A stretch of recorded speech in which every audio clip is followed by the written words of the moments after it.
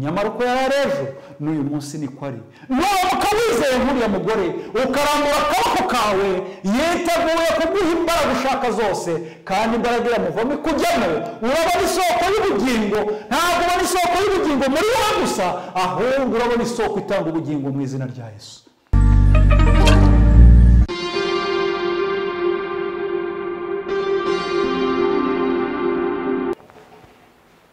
Yesu ashimwe. Reka nanone twongere dushime Imana ko tugize amahirwe adafitwe n'abantu benshi, amahirwe adasanzwe, kubera yuko tugiye kumva iki tubwira. Twese tuzi yuko cyangwa se dusobanukiwe ko iyo tumaze kumva iki Imana ivugira mu ijambo ryayo, ntabwo tujya impaka, ahubwo turagenda tugapfukama tukabaza Imana ngo none se Mana, ngiye urashaka ko nkora iki? Mbere yuko twinjira mu ijambo ryayo, reka dusenge. Urakoze Mwami Imana, tugushimiye ko wongeye kuduha amahirwe yo kwinjira mu ijambo ryawe. Inshuro nyinshi twagiye tuza imbere yawe tukakubyiganaho, nyamara ukadusezerera amaramasa. Nyamara ntabwo wagiye udusezerera amaramasa kuko wari ubuze ibyo kudufashisha, ahubwo nuko twabaga tutabyitayeho. Uyu munsi rero uduha amahirwe yo kwita ku byawe, kugira ngo tubone umugisha wose ubonerwa mu ijambo ryawe, tudaheba icyo wifuzaga kudufashisha, kuko tubisabye Imana twiringiye ko tubihabwa mu izina rya Yesu. Amen. Tugiye kwigana inkuru, ni inkuru ngira ngo mbafungurire kongera gutekerezaho cyane. Ni inkuru ngira ngo abasomyi bamfashe gusesengura. Nzi neza yuko nituyisesengura uko bikwiye turi buyirangize tubonyemo icy'umumaro, kandi iri jambo rivuga yuko ritazagenda ubusa, ndetse Yesu yahamije neza yuko rizasohoza icyo yaritumye gukora. Ntabwo rero ari ukwifata amafilime n'amavideo kugira ngo tubihe abantu babirebe babikritike, ahubwo ni ukugira ngo umuntu akurikirane avuge ngo ubundi jyewe ibi bimbwiye iki, byamarira iki muri ubu bugingo yewe no mu buzaza. Ni inkuru iboneka muri Luka ibice 8 umurongo wa 40. Ni inkuru turi bugerageze gusesengura. Ni inkuru iteye urujijo ariko inateye amatsiko. Umutwe w'amagambo uravuga ngo Yesu akiza umugore azura umwana wa Yayiro. Ni inkuru muri kumva ababwiriza bavugaho cyane, ariko muramfasha uyu munsi natwe tugerageze kwinjiramo. Reka dusome. Yesu akigaruka, abantu baramwakira kuko bose bari bamutegereje. Nuko haza umuntu witwaga Yayiro, iri zina muryibuke cyane, umutware w'isinagogi, nicyo yakoraga mu kibuke. Araza yikubita imbere y'ibirenge bya Yesu, aramwinginga ngo aziwe, kuko yari afite umukobwa w'ikinege wari umaze imyaka nka 12 avutse, kandi yari agiye gupfa. Akigenda abantu benshi baramubyiga. Haza umugore uri mu mugongo wari ubimaranye imyaka 12, kandi wari warahaye abavuzi ibintu bye byose, nyamara ntihagira n'umwe ubasha kumuvura. Nuko amuturuka inyuma akora ku nshunda z'umwenda we, uwo mwanya amaraso arakama. Haleluya. Yesu arabaza ati, ninde unkozeho? Bose bamaze guhakana, Petero na bagenzi be baravuga bati, erega databuja, abantu barakugose, barakubyiga, nawe ukabaza uti ninde unkozeho? Yesu aramubwira ati, hariho unkozeho, kuko menye ko imbaraga imvuyemo. Haleluya. Nuko uwo mugore abonye ko adahishwa aza ahinda umushyitsi, amwikubita imbere, amubwira mu maso ya bose icyatumye amukoraho, nuko akize muri ako kanya. Imana yacu ihabwa icyubahiro. Yesu aramubwira ati, mwana wanjye, kwizera kwawe kuragukijije, genda amahoro. Haleluya. Nuko akivuga, haza umuntu uvuye mu nzu ya wa mutware w'isinagogi, ati umukobwa wawe yapfuye, wikwirirwa urushya umwigisha. Ariko Yesu abyumvise aramusubiza ati, witinya, izere gusa arakira.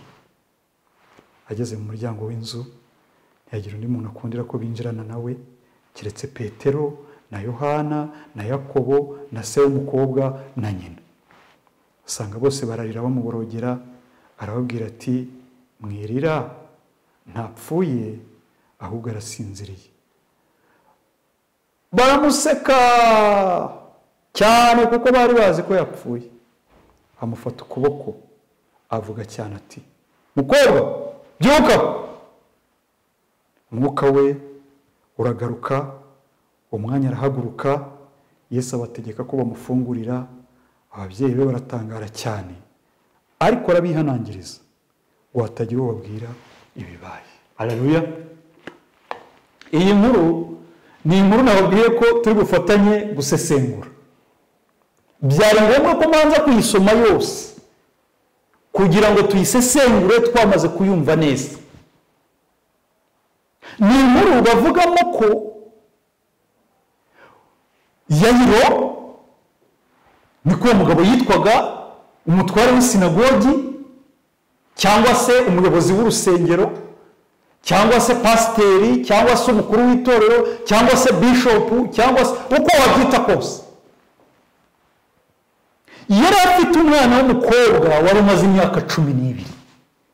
Uwo mwana w'umukobwa yarwaye mu gihe gito cyane, arwaye, uko arwaye arushaho kuremba, umwana arushaho kuremba. Yagiragira ikintu yibwira, aravuga ati, ariko ibyo ari byo byose, nubwo Yayiro yari umuyobozi w'idini, nubwo Yayiro yari umuyuda, ntabwo ari kuba umukuru w'isinagogi utari umuyuda wemewe. Aravuga ati, ariko uyu Yesu nubwo bamwanga, nubwo bamuzira, ashobora kunkiriza umwana. Yayiro aza yiruka, araza no kumwigisha, aramubwira ati, mwigisha, umwana wanjye ararwaye, arenda gupfa, none ngwino umukize. Ijambo ry'Imana ritubwira ko Yesu nta kindi kintu asubije, ntacyo avuze, yahise ahindukira yerekeza kwa Yayiro. Ariko igihe yajyaga kwa Yayiro ntabwo yakoze ikimujyanye, kubera yuko yahuye na mbutiyaje mu nzira atari yiteze. Uwo mwanya hari umugore wari wifitiye ibibazo. Numvira nawe kandi, agakobwa kamaze imyaka 12, ni agakobwa kari mu nzu kwa Yayiro mu rugo ry'umuyobozi w'isinagogi. Undi mugore utazwi nawe amaze imyaka 12 arwaye, kandi arwaye kuva. Ntabwo ushobora kumbwira ukuntu ibi bintu byahuriranye. Mu isi ni gake cyane ibintu bijya bipfa guhurira. Ntabwo ushobora kunsobanurira ukuntu umwana w'imyaka 12 arwaye, uwo mwanya akaba agiye guhita apfa, bigahita bihuza no ko nanone hari umugore umaze imyaka 12 ava. Mu yandi magambo, imyaka uriya mwana amaze ariho niyo myaka umugore amaze ava. Si ibyo bisobanura gute? Ntabwo ari ibintu dushobora gupfa gusobanura uko twiboneye. Ariko nta byinshi bigeze bavuga kuri iyo nkuru. Icyo batubwira gusa ni uko umugore yavuze ati, bo batubwiye ngo yari yaratanze ubutunzi bwe bwose, amafaranga ye yose, imitungo ye yose ayitanga ku ndwara ye. Amaze kwitanga ku ndwara ye, uwo mugore yanga gukira neza.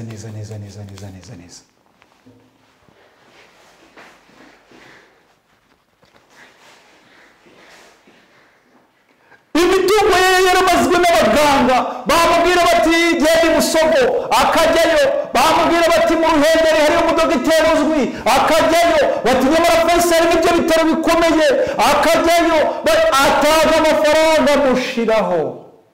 Ababyeyi ndagira ngo mwibuke ya minsi ne mujya munyuramo,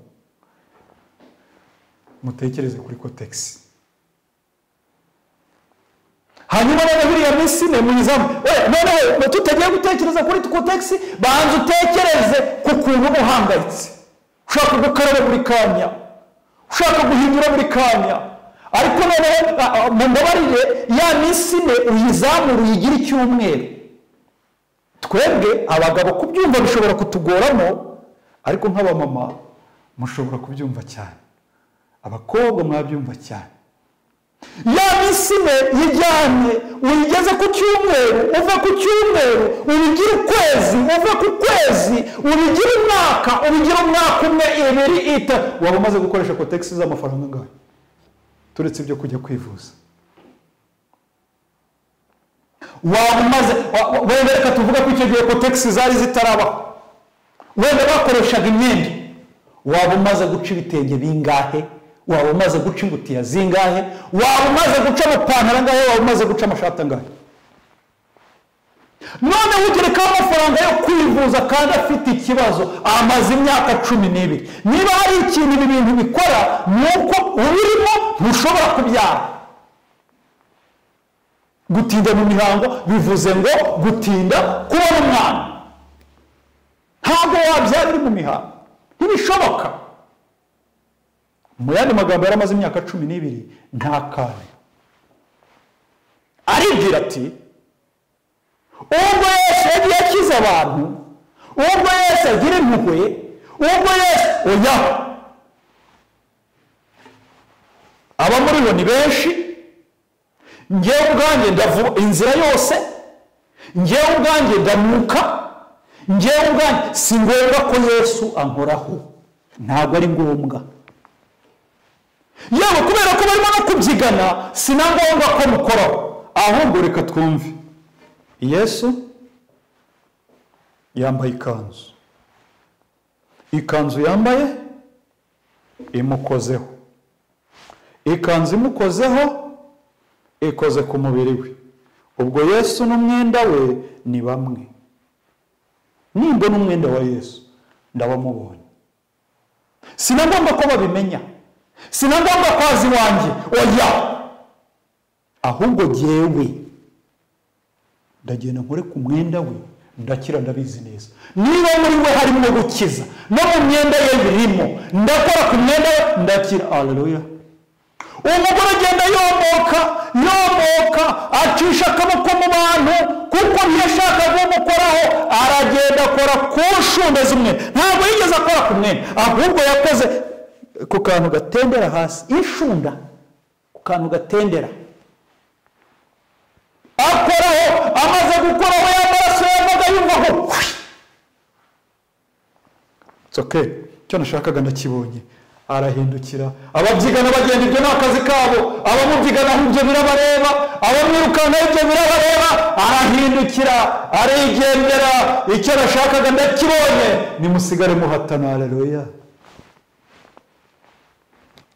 Uwo mwanya Yesu ngo stop, abarahagaze. Kuba mushyira mu gaciro, ku muntu utwara ibintu mu murongo, uyu mugabo nta gahunda agira. Nta kuntu ushobora kuba ugiye kuzura ugiye gupfa. Umwana w'ikinege, umuntu yamubyaye ari umwe, agize imyaka 12, yashakishije uko yabyara undi birananirana, amufite ari umwe, aje kugutabaza. Ni umuntu wo mu bwoko bwanyu, ni umuntu uzwi, ni bishop, ni pastor, ni umukuru w'itorero, ni umubwiriza ukomeye, ahagarariye idini ku rwego rwo hejuru. Umuntu uzwi aragutabaza nk'umuntu uzwi nawe, umuntu wo mu bwoko bwanyu. Urangije utangira kugenda umanga nk'uko b'iki gihe babivuga, urangije utangira, abantu bagize kuba ari benshi, nturimo kugenda nk'uko bikwiye. Umwana w'umuntu arimo arapfa ntubyitayeho, kabiri noneho uranahagaze, utangiye kuzana imanza zidashinga ngo ninde muntu nkozeho. ku muntu ushyira mu gaciro, Yesu yari indangaje. Ku muntu ushyira mu gaciro, ntiyari yitaye kuko ari umuntu ugiye gupfa. Ku muntu rero ibigaragara, nta gahunda agira, agenda akubitiriza hirya no hino, ajya mu bitari ngombwa kandi afite intego yari imuhagurukije. Ahari wowe nanjye niko tumutekereza. Ariko urazi icyo abandi batazi. Yarazi ko waba amaze imyaka 12 avutse, arwaye mu isegonda imwe kandi agiye gupfa. Ariko yari asobanukiwe n'undi muntu abandi batari bazi, wari umaze imyaka 12 ava kandi nawe yari agiye gupfa. Ikibazo twakwibaza izi saha, uyu mugore kuki yavuye imyaka 12 atari yapfa? Uyu mugore kuki yanywaga imiti ntimukize? Ibyo nibyo ngira ngo mumfashe gusesengura. Uyu mugore ikibazo yari afite ni ikihe cyatumaga adapfa, cyatumaga avurwa adakira? Ariko nanone igisubizo kikaboneka ku munsi nanone umwana wa Yayiro yari agiye gupfiraho. Yesu aravuga ati reka, ninde unkozeho? Abantu bose barahagarara bararebana. Arongera ati ninde unkozeho? Abantu bose barongera barahindukira bararebana.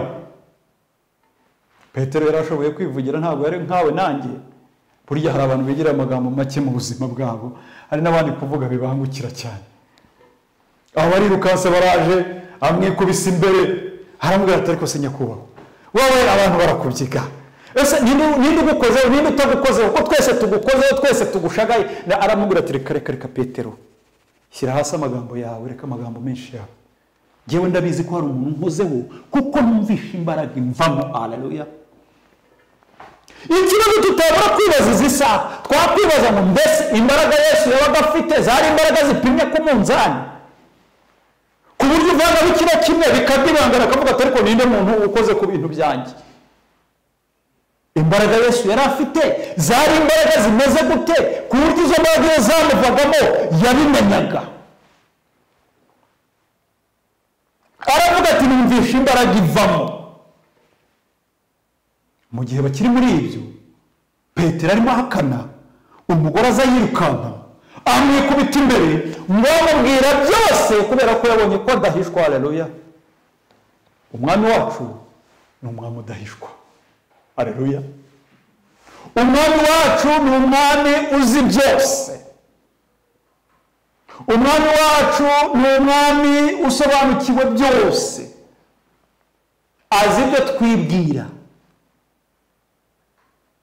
azi ibyo tuvuga, azi indwara turwaye mbere yuko tujya kwa muganga. Nta na kimwe wamuhisha kuko ntahishwa. Maze umugore araza amwikubita imbere, aramwaturira mu yandi magambo ari babiri, atitaye ku bwinshi bw'abantu bari aho, atitaye ku barimo kubyiga Yesu, atitaye ku bamwumva, atitaye ku bavuzi bananiwe kumukiza. Araza aramubwira ati ni njyewe ukize, amutekerereza byose uko byakagenze. Haleluya. Uwo mwanya inkuru ihitiza ngo wikwirirwa urushya umwigisha, wa mwana byarangiye. Tujya dutinya no kubivuga ukagira ngo hari icyo byadutwara. Niba hari ikintu Satani asobanukiwe, azi neza ko dutinya urupfu, kandi niwe urwihisha inyuma, kuko ibihembo by'ibyaha ni urupfu, kandi ibyaha bizanwa na Satani. Ubwo rero urupfu rwazanwe na Satani kuko niwe wazanye ibyaha. Kuva igihe watangira kwinjira mu rusengero, ongera wibaza igihe winjiriye mu rusengero. Wagiye mu Gatolika ubavamo, ujya mu Baporoso ubavamo, ujya mu Bapene ubavamo, ujya mu Adventiste ubavamo, nabo wabavuyemo ugiye kujya mu Basilamu. Ariko saho ahantu hose wagiye uzenguruka nta gakiza wahabonye. ahari umugore wari urwaye kuva ni wowe nanjye, ahari imyaka y'amaze ava, ni ibibwirizwa byagiye bitunyura imbere, ni ibyitegererezo by'abakristo byagiye bitunyura imbere.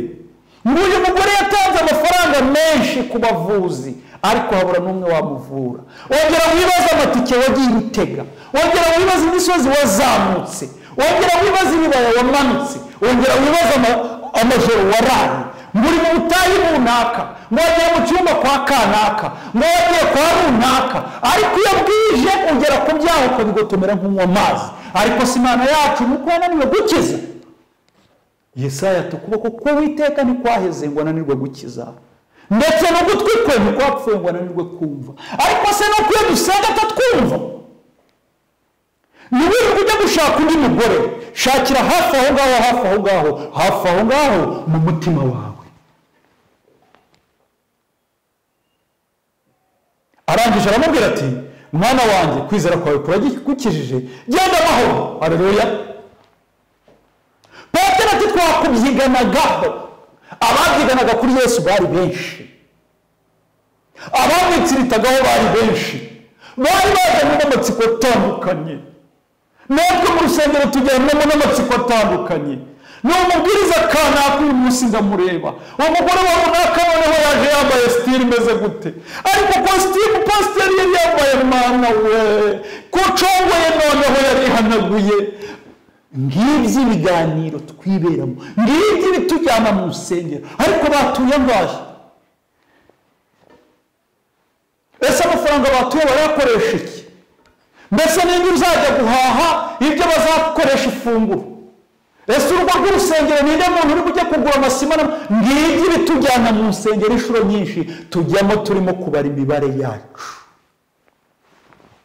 Ariko nubwo turimo tubara imibare yacu, nubwo tubyigana kuri Yesu turi benshi, nubwo dutangura mu ntebe z'imbere ngo bagira ngo ni ugukizwa, nubwo dutangura muri hibi ngo bagira ngo ni ukubwiriza no gushaka kuyobora iby'Imana, dufite tubabyigana kuri Yesu turi benshi. Hari n'abana b'Imana baza bucece, ntabwo bambaye inkweto zisamaje,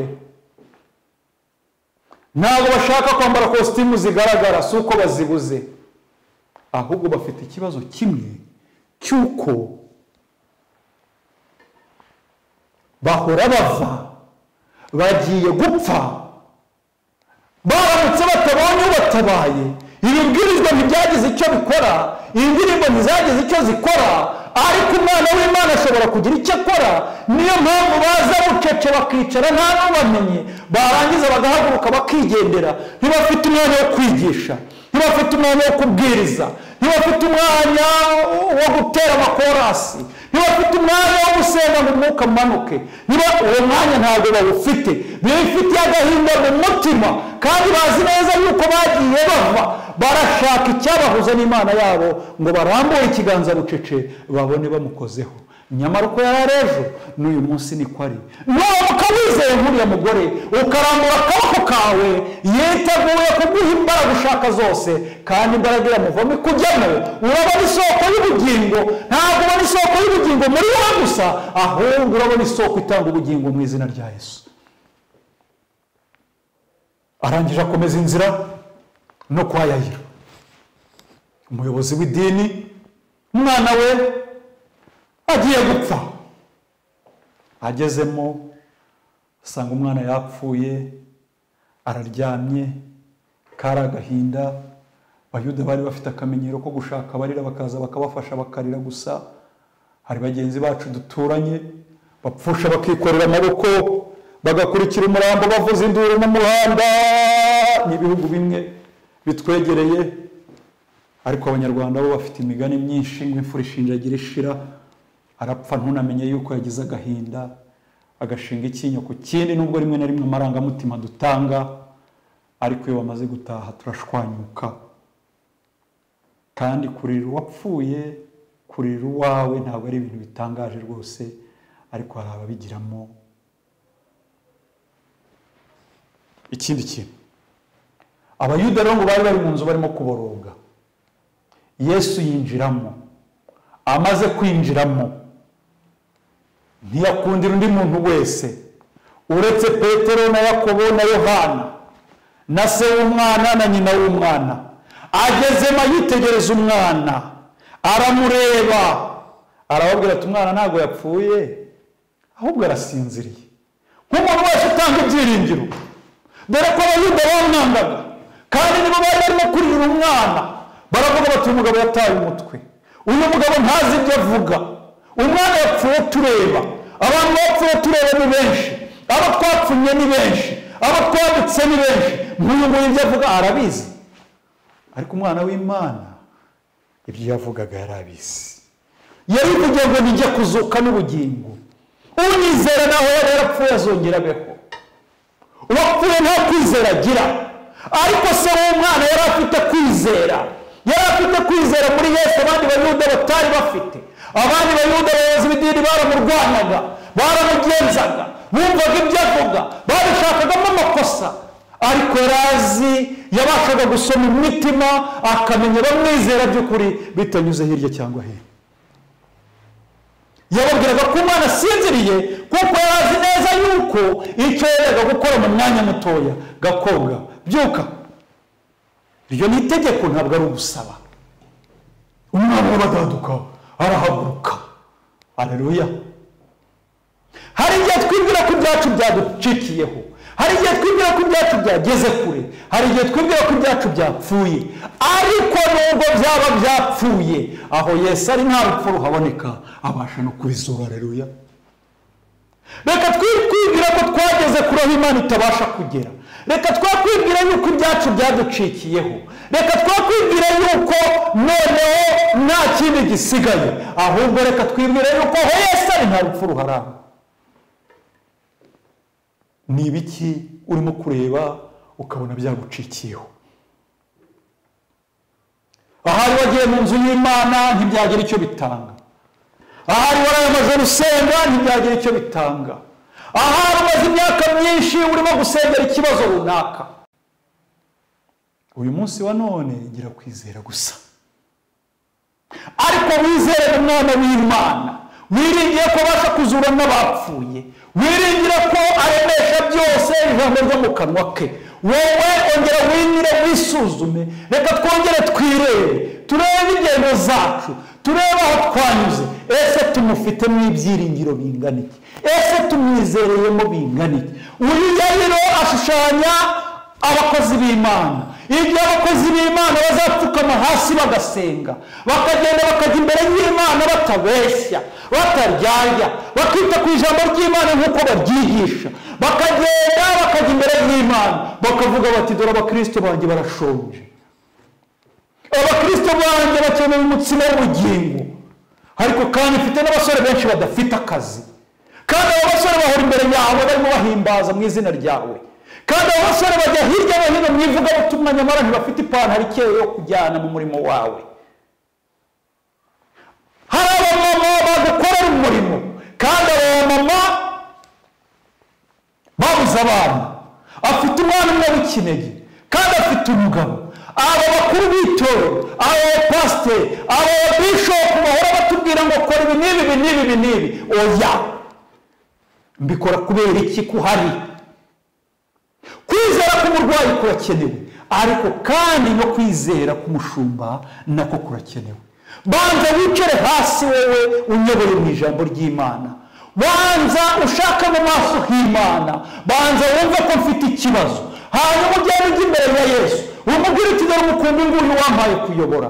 Ariko kandi bafite inzara mu by'ubugingo, bafite inzara mu by'umubiri, n'akazi bafite, icyorezo kirenda kutumara, dore kandi turi abakozi bawe, wavuze yuko nta ndwara z'ibyorezo zizadufata, none turimo turapfa nk'abandi bose.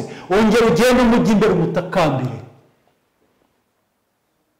Imana y'amahoro yiteguye kutugirira neza. Ahari waba ufite kuva uko uyu mugore wari umaze imyaka 12, ahari waba ufite kwizera guke nk'uko abantu babyigaga Yesu bakamuva imbere, nyamara uturutse ikana rangi agakira, nyamara bari bamukikije, bari bafite ibyaha, bari bafite indwara, ariko nta n'umwe wigeze akira muri bo. Ariko uyu munsi wa none uramutse urambuye ikiganza, byaba ibyawe ukabitahana. wenda ufite indwara yakubayeho akarande, wenda ufite ubukene bwakubayeho akarande, wenda mu muryango ntimuvuga rumwe, wenda urimo urareba ugasanga bigucikiyeho ukirukanka ujya kubwira pasiteri nawe byacikiyeho adashobora kukubwira. Ongera usanga umwami wawe ugiye n'umubwira ibyawe byose. Fata igihe ubane nawe, injira mu ijambo ry'Imana, urebe ibyo ashaka kumukorera, ibyo agushakaho. Hanyuma numara kubitunganya byose umubwire uti ndi hano mwami kandi niteguye kugiza. Yatanze amasezerano menshi mu ijambo rye, aravuga ngo nta kinyoni cy'igishwi kigwa hasi ngo gipfata kizi. Arangije aravuga ngo nta n'agasatsi gapfuka ku mutwe wacu ayobewe. Hanyuma arangije aravuga ngo twebwe turuta ibishwi byinshi. Haleluya. Niba agirira neza ibinyoni by'ibishwi bidabagira, niba azi imisatsi iri ku mutwe wacu ntibazwe, niba nta gasatsi gasigara mu gisokoza ayobewe, njyewe nzi cyane kuko nduta ibyo byose. Wakuzi cyane kuko urenze ibyo byose. Wongere uce bugufi imbere y'Imana yawe, wongere wibaze ikigushakaho, wiyemerere uyu munsi yinjire mu bugingo bwawe. Nugira amahirwe yo kurota, wite ku nzozi zawe. Nugira amahirwe yo kumva ijambo ry'Imana, wite ku cyo rikubwiye ugikurikirane. Nugira amahirwe yo kumva indirimbo ivuga iby'Imana ukumva igukozeho, uyiteho uyikurikirane. Wongere upfukame uyibaze uti none Imana urashaka ko ngewe mbigenza nte? Nagiye nkubwira inshuro nyinshi nkakubwira ngo ngirira gutya, nkiriza umwana, nkiriza umugabo, nkiza indwara, mvura ubukene, gira gutya na gutya. Oya, watangiriye ahatariho. Uyu munsi genda upfukame hasi uyibwire uti Imana, ko mfite byinshi imbere yawe, urashaka ko mpera he? Urashaka ko nkora iki? Ntiyigeze yirengagiza Yayiro, wa mupasiteri we, wa mubwiriza we, wa mukuru w'itorero we, ntashobora kukwirengagiza igihe urimo kumusaba umutsima wo gufashisha abana bawe barimo gupfira mu nzu yawe. Wa mubyeyi we ntashobora kukwirengagiza, wa mugabo we ntashobora kukwirengagiza. Reka uyu munsi tujya aho ari kandi twizere yuko abasha kudukiza mu izina rya Yesu. Amen. Ubutaha tuzahera kuri uriyo mwana wari uri mu nzu kwa Yayiro, turebe icyo kuba intumbi nanone iryamye mu rugo rw'umukuru w'itorero, umupasiteri, bishopu. Tuzareba icyo iyo ntumbi yari isobanuye nanone muri iki gihe cyacu. Ndabasabye rero icyo cyigisho ntikizabacike, mukande hahandi twabasabye gukanda, kugira ngo uko bizajya biza byose mujye mubibona mutagombye gutinda. Imana itugirire neza mu izina rya Yesu. Reka dusenge. Data mwiza, se umwami wacu Yesu,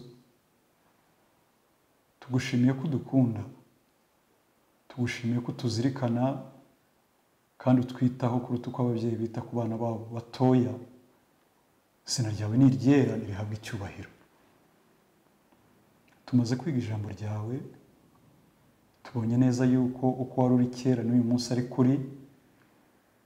Dusobanukiwe neza yuko nta wigeze azi imbere yawe ngo umusezerere amara masa. Umugore wari umaze imyaka 12 ava, waramukijije, kandi ni we wagiye umuteramo kukwizera kugira ngo adacogora agacika intege kugeza igihe waziye, maze umutima wawe n'uwe birahamagarana aza aho uri. uko niko uduhamagara uko bwije n'uko bukeye, uturindira mu byaha wa mwami we. Inshuro nyinshi tuba turimo kugucumuraho, ariko ujya utwemerera tukavuga ijambo ryawe, kandi ntabwo ujya wemera ko ducika mu nzu yawe.